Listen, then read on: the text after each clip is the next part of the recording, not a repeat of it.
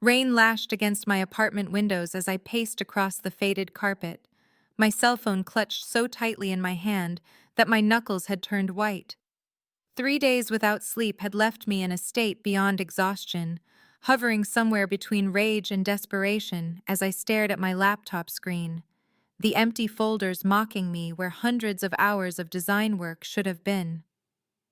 My name is Aria Collins, 28 years old, freelance graphic designer, and as of 72 hours ago, the victim of theft that could end my entire career. The bills scattered across my desk reminded me of exactly how precarious my situation was. Final notices highlighted in angry red, deadlines for client projects I could no longer deliver staring back at me from my calendar. I knew exactly who was responsible.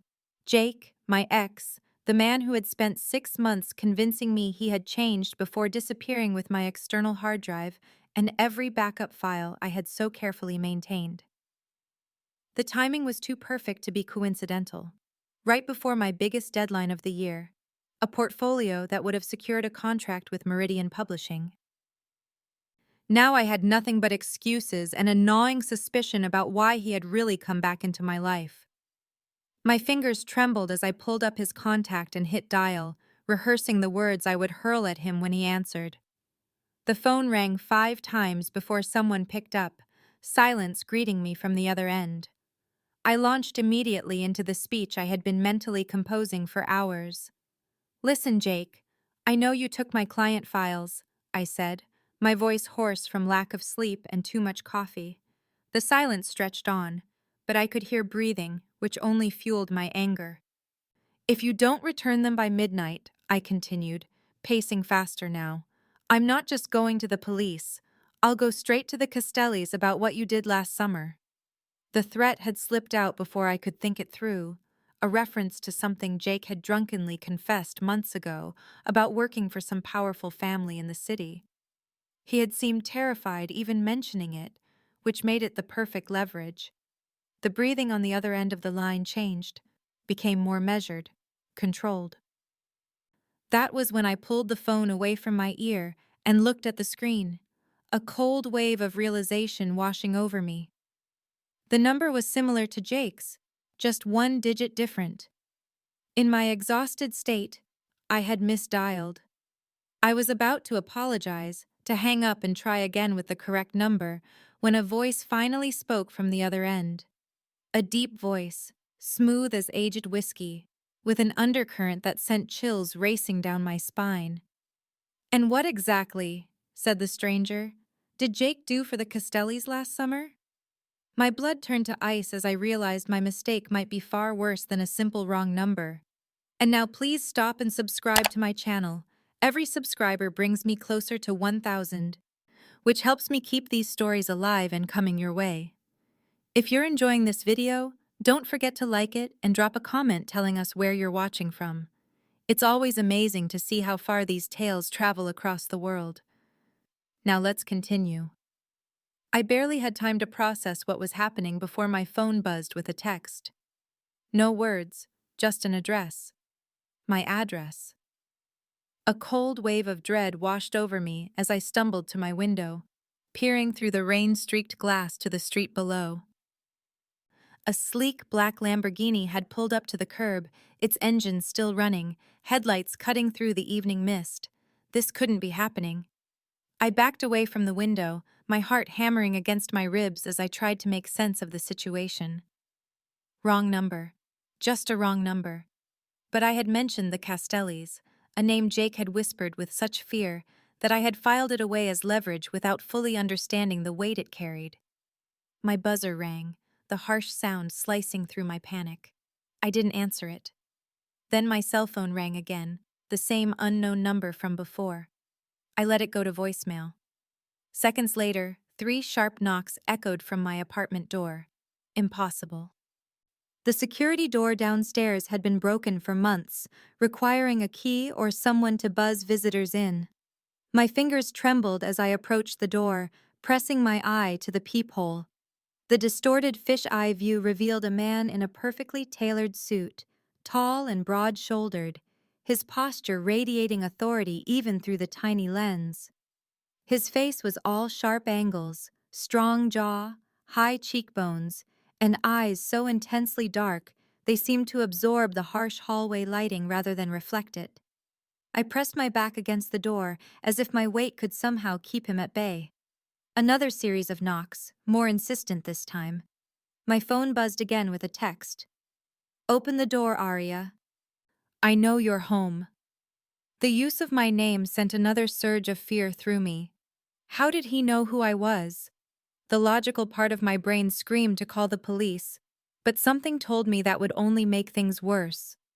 With trembling fingers, I slid the chain lock into place before turning the deadbolt, opening the door as far as the chain would allow. The man stood perfectly still, his expensive cologne drifting through the gap, notes of cedar and something darker, more primal. The hallway lighting cast harsh shadows across his face, emphasizing the dangerous aura that surrounded him like a cloak. "Miss Collins," he said, his voice quiet, but filled with undeniable authority. "You mentioned the Castellis. I believe we have something to discuss." His accent was slight, Italian maybe, adding another layer of menace to his words. I gripped the edge of the door, my knuckles white. "I apologize for the misdial," I managed to say, my voice barely above a whisper. "It was a mistake."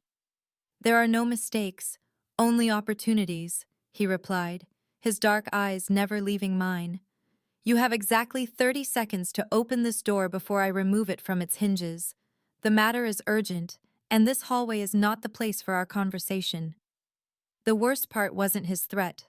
It was the absolute certainty in his voice that told me he could and would do exactly as he said. I removed the chain with shaking hands, my survival instinct screaming that keeping this man waiting would be far more dangerous than letting him in.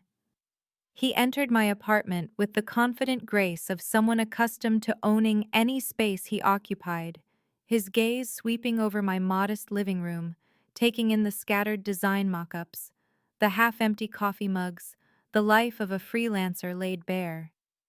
He unbuttoned his suit jacket as he moved to the center of the room, revealing a silk waistcoat that probably cost more than 3 months of my rent. "My name is Dante Castelli," he said, watching my face carefully for recognition. The name hit me like a physical blow. Castelli. The family Jake had mentioned in hushed, fearful tones. The name I had carelessly thrown out as a threat not 20 minutes ago. I sank onto the edge of my couch, legs suddenly unable to support me. The man, Dante, remained standing, his presence making my apartment feel claustrophobically small, as if the walls were closing in around us. "Your boyfriend Jake has been quite busy," he continued, his voice controlled, but with an undercurrent of tightly leashed anger. "Ex-boyfriend," I corrected automatically, then immediately regretted speaking as his eyes narrowed. "Ex-boyfriend," he acknowledged with a slight nod. "Who has been using your design work to create forged documents for the Ivanov family?" My mind struggled to process his words. Jake had stolen my work to make forgeries? For another criminal organization? Dante moved to my window, peering through the blinds at the street below. "What you may not realize, Aria, is that your designs are distinctive. Your use of negative space, your typography choices, your color palettes. They have a signature as recognizable as a fingerprint to those who know what to look for." He turned back to face me. "Your work is being used to counterfeit documents that threaten my family's interests. Someone has placed a bounty on the designer responsible. You." The room seemed to tilt around me as the full implication of his words sank in. I wasn't just dealing with an angry crime boss over a misdial. I was being hunted by people who thought I was deliberately working against them. Through the window behind Dante, I noticed something that made my blood run cold, a small red light blinking from the building across the street. A security camera, aimed directly at my apartment. Dante followed my gaze.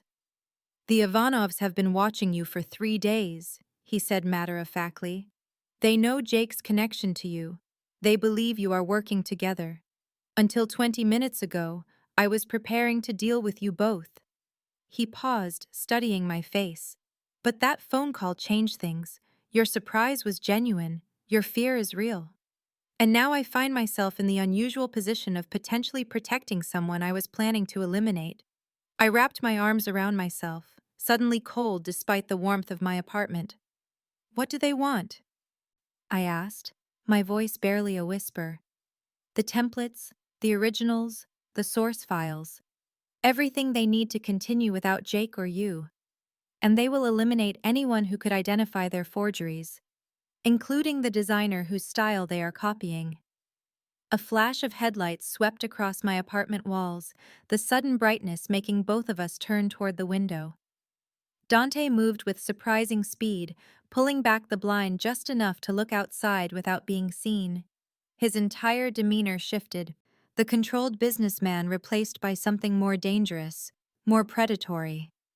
"They found you faster than I anticipated," he said, letting the blind fall back into place. 3 black SUVs had parked across from my building, men in dark clothing emerging, their movements precise and coordinated in a way that sent ice through my veins. The sound of car doors slamming echoed up from the street, followed by the murmur of voices speaking in what sounded like Russian. Dante turned to me, his expression deadly serious. "The Ivanovs don't take meetings, Aria. They eliminate problems. Right now, you're their biggest problem." My mind raced, searching for options, for some way out of this nightmare. Could I call the police? Would they even arrive in time? And what would I tell them? That I was being hunted by the Russian Mafia because my ex-boyfriend had stolen my design work? I could barely believe it myself. "Listen carefully," Dante continued, his voice low and urgent. "I can protect you, but only if you help me track down exactly what Jake stole and who he's working with. I need your expertise to identify the forgeries, to understand what they might be used for. You know your own work better than anyone." His phone buzzed with a text. He glanced at it, his jaw tightening. "They have men covering the back exit now. Time to choose." Heavy footsteps sounded on the stairs, getting closer with each passing second. The apartment I had called home for 3 years suddenly felt like a death trap. The thin walls and flimsy locks no barrier against the men approaching. "What guarantee do I have that you're any better than they are?" I whispered, desperate to believe I had some choice that wasn't just selecting between different dangers.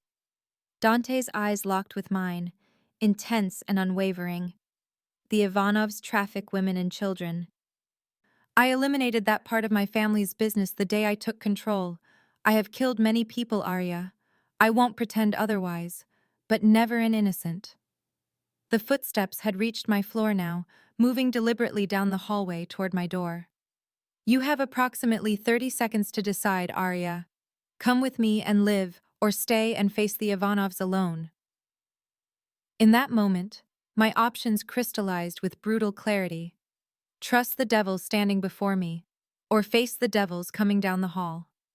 I rushed to my desk, grabbing my laptop and external drive, shoving them into my bag along with my tablet. "I'll need my design tools," I said, already moving toward him. A ghost of a smile touched his lips as he pulled out his phone, typing rapidly. "Smart girl. The black Lamborghini will be our escape route. When we open this door, stay behind me. Do exactly as I say, without hesitation. Understand?" I nodded, clutching my bag to my chest like a shield, my heart pounding so hard I could hear the blood rushing in my ears. The escape from my apartment building happened in a blur of motion, Dante moving with lethal precision as he guided me past the Ivanov men, his body positioned between me and danger every step of the way. The drive through the city was equally surreal, the Lamborghini eating up the miles as we ascended into the hills above the city line. The urban sprawl falling away beneath us like a receding tide. By the time we passed through the imposing security gates of what Dante simply referred to as the compound, my adrenaline had begun to crash, leaving me hollow and shaking.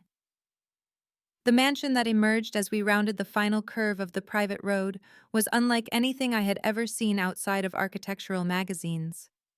A modernist masterpiece of glass, steel, and stone that seemed to grow organically from the hillside, floor to ceiling windows, reflecting the city lights spread below like a carpet of stars. A silent valet appeared as we pulled up to the entrance, opening my door with a slight bow before taking the keys Dante tossed to him.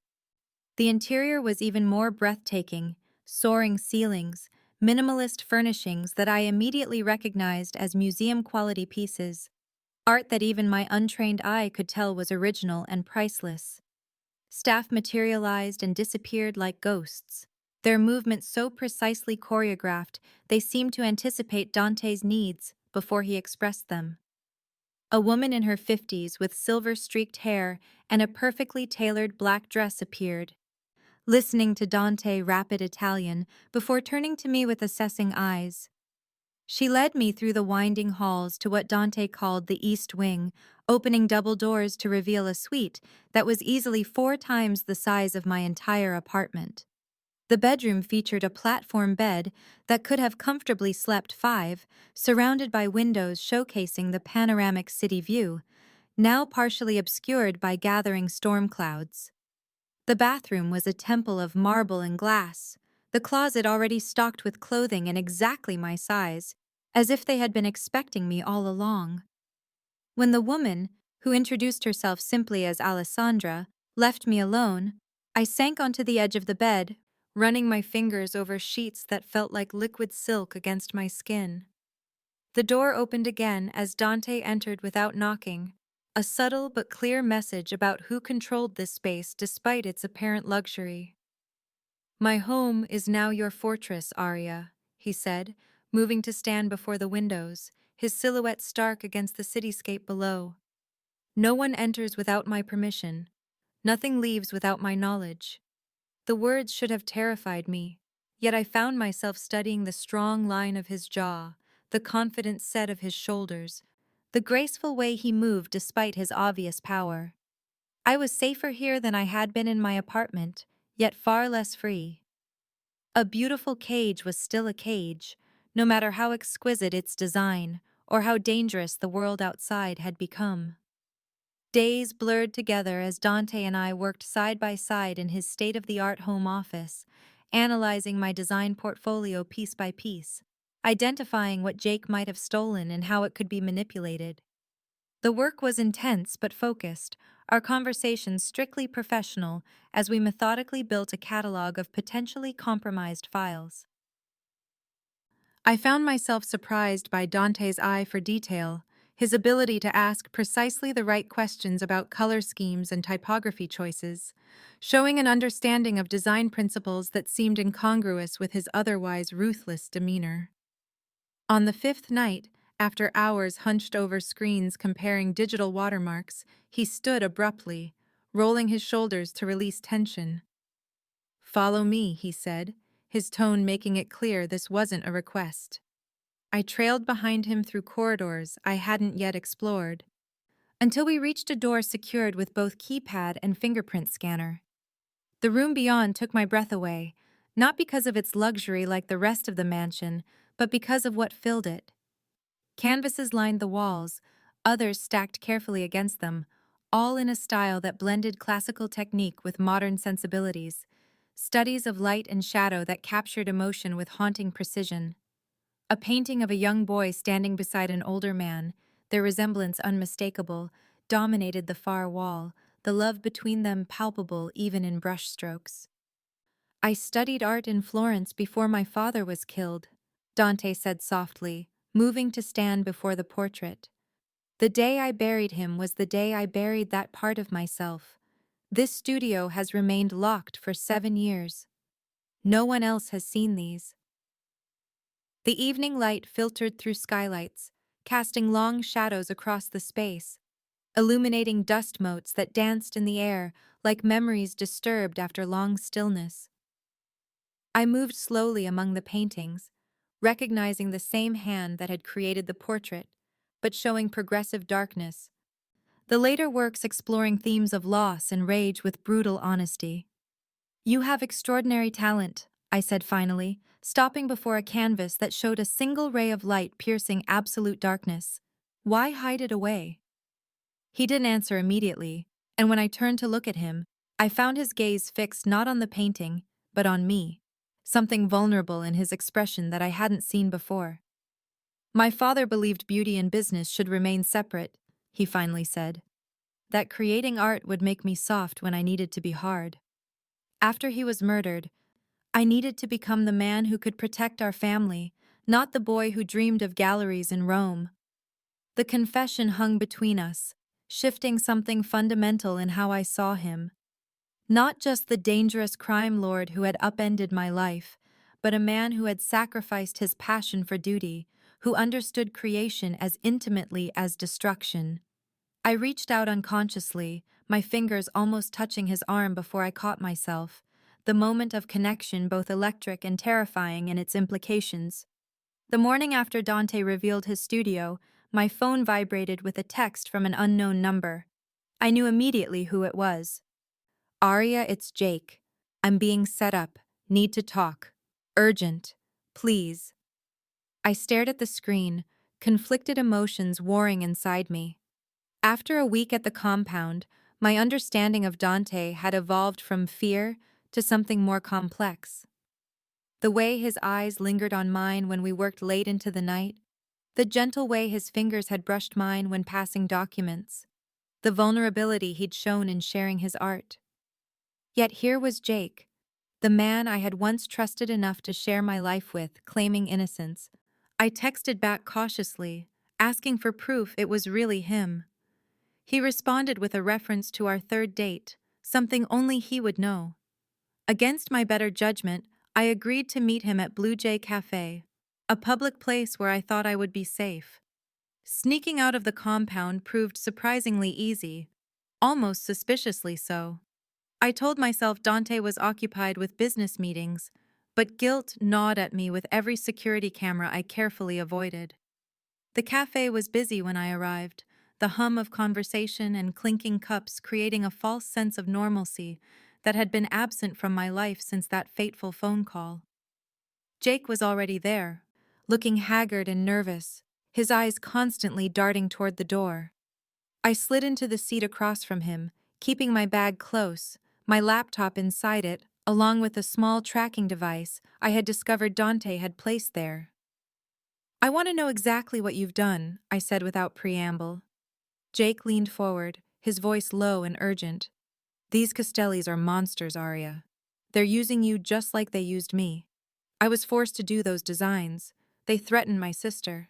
Something about his story didn't add up. The designs were my work, not his. And in all our time together, Jake had never once mentioned having a sister.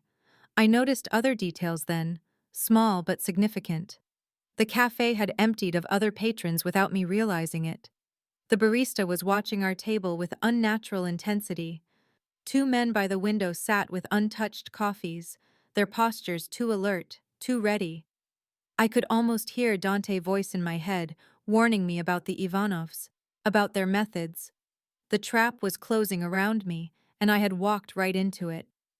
I need to use the restroom, I said, fighting to keep my voice steady as I stood. Jake grabbed my wrist, his fingers digging painfully into my skin. Sit down, Aria. His voice had changed, all pretense of the desperate ex falling away. You shouldn't have trusted Castelli, and you definitely shouldn't have trusted me. In that moment of clarity and terror, I realized my mistake. Jake had never been working for the Ivanovs. He had been their agent from the beginning, using our relationship to access my designs, to set me up as the scapegoat when everything fell apart. The fake barista moved first, vaulting over the counter with fluid grace that no coffee shop employee would possess. The two men by the window stood in unison, hands reaching inside their jackets as Jake twisted my arm behind my back with practiced efficiency. I struggled against his grip, but he was stronger than I remembered, his fingers digging into my flesh hard enough to bruise. A new figure emerged from the back room, older than the others, with silver at his temples and cold eyes that assessed me like merchandise rather than a person. So this is the talented designer, he said in a thick Russian accent. Such a shame you chose the wrong side, my dear. I was about to respond when the front door of the cafe exploded inward, glass shattering across the tile floor as Dante stepped through the wreckage, two of his men flanking him. His expression was terrifyingly calm, at odds with the violence of his entrance. His eyes found mine first, something flashing in their depths that might have been relief before cold fury replaced it. "You should know by now," he said to the silver-haired man, his voice soft but carrying an edge that made the air in the room feel suddenly charged. "Touch what's mine, and your entire bloodline ends tonight." The silver-haired man laughed, gesturing toward his men who were already drawing weapons. "You are outnumbered, Castelli." And she came willingly. "Not very loyal, your new pet." What happened next was controlled chaos, a choreographed violence executed with such precision it was almost beautiful in its terrible efficiency. Dante moved like water, flowing between threats, each motion economical and lethal. A gun appeared in his hand, then disappeared just as quickly as he closed the distance to the first man, disarming him with a twist that left the man's arm hanging at an unnatural angle. Jake tried to use me as a shield, dragging me toward the back exit, but Dante was suddenly there, his hand around Jake's throat, lifting him off the ground with one arm while the other gently disentangled me from Jake's grasp. He set me behind him with surprising tenderness before turning his attention back to Jake, whose face was purpling as he clawed at Dante's implacable grip. "You touched something that belongs to me," Dante said, his voice conversational despite the violence surrounding us. Jake's eyes bulged as he struggled for air, his feet kicking uselessly several inches above the ground.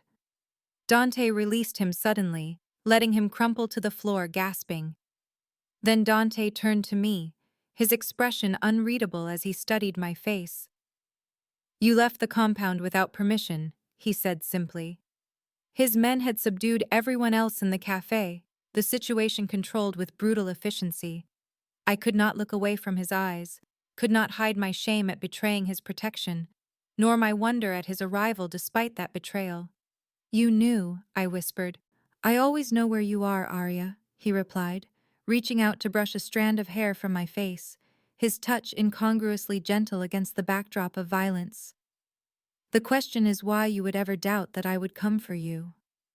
The ride back to the compound passed in tense silence, my betrayal hanging between us like a physical presence. Dante brought me not to my suite, but to a room I hadn't seen before, a space that could only be described as a war room. Digital screens covered one wall displaying surveillance footage from across the city, including my apartment building and the now-destroyed cafe.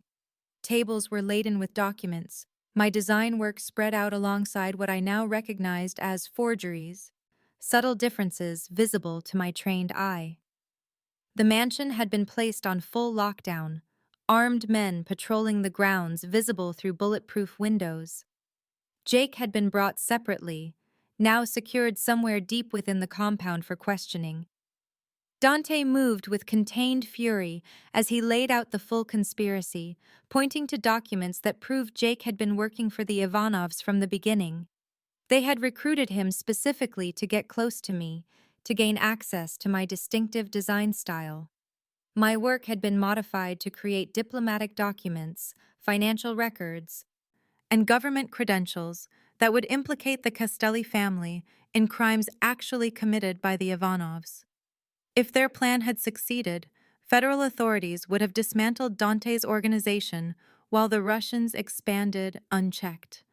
I sat heavily in a leather chair, my mind struggling to process the depth of the betrayal. 6 months of my life with Jake had been nothing but an assignment for him, every intimate moment, every shared secret, all designed to gain access to my work. The realization made me physically ill, a wave of nausea washing over me as I looked at the evidence of his manipulation. Dante poured a glass of water from a crystal decanter, placing it in my trembling hands, his fingers lingering against mine for a moment longer than necessary. "Your talent nearly destroyed me," he said, his voice softer than I expected. "Now it might be the only thing that can save us both." I looked up at him, confused. He gestured to the forgeries. No one else can identify all the ways they've corrupted your work, the techniques they've used to alter your designs. With your help, we can prove these are forgeries before the Ivanovs deliver them to the authorities. My mind raced through possibilities, professional instincts taking over despite the surreal circumstances. I could prove the work had been altered, could identify exactly how Jake had twisted my designs into weapons against Dante. But doing so would align me irrevocably with the Castelli family, would make me not just a temporary guest, but an active participant in their world. I searched Dante's face, looking for some hint of what that would mean for me when this was over, when he no longer needed my expertise. His expression remained guarded, but something in his eyes softened as they held mine, something that spoke of possibilities beyond our current crisis. 3 days after the cafe ambush, the Ivanov threat had been neutralized. I never asked Dante for details, and he never offered them, but the quiet satisfaction in his eyes when he announced it was over told me everything I needed to know. Dawn was breaking over the city as I stood on the balcony of his private quarters, where he had asked me to meet him. The sky was painted in watercolor strokes of gold and rose, the darkness receding as light claimed the horizon. I heard his approach before I saw him, the now familiar cadence of his footsteps distinct even on marble flooring. He joined me at the railing, close enough that I could feel the heat radiating from his body, yet still maintaining a careful distance that had characterized our interactions since my betrayal at the cafe. "Your work identifying the forgeries was impeccable," he said, his voice low and contemplative. "The authorities now have everything they need to dismantle the Ivanov operation without implicating my family." My testimony about Jake's manipulation had been given via secure video link, my identity protected through Dante's considerable influence. I turned to face him, surprised to find vulnerability in his expression, the mask of the untouchable crime lord momentarily set aside. "You saved my life," I said simply. He shook his head slightly. "You saved your own life the moment you called my number by mistake. I merely provided the means." Silence stretched between us, comfortable yet charged with unspoken possibilities. Finally, Dante reached into his pocket and withdrew something that gleamed in the morning light. The keys to the Lamborghini. He placed them in my palm, closing my fingers around the cool metal. "I won't keep you prisoner, Aria," he said, his eyes never leaving mine. "But know this, if you choose to stay, you're mine. Not as possession, but as equal. I protect what's mine, always." The weight of the keys in my hand matched the weight of his words. I could leave now, return to my old life with a new identity, my debts cleared, my career salvaged through Dante's connections. Or I could stay, step fully into a world I still only partially understood, with a man whose darkness matched his light in equal measure. A man whose touch I craved, whose mind challenged mine, whose art had revealed the soul beneath the power. I closed my eyes, feeling the warmth of the rising sun on my face, remembering the terror of that first night when a wrong number had brought a dangerous man to my door. The woman I had been then would have run without hesitation. The woman I was now understood that sometimes safety lies in the most unexpected places, that protection can come from hands capable of both violence and tenderness. I opened my eyes, my decision made. I placed the keys back in Dante's palm, watching as confusion flickered across his face, quickly masked. Then I stepped forward, eliminating the careful distance between us, and pressed my lips to his.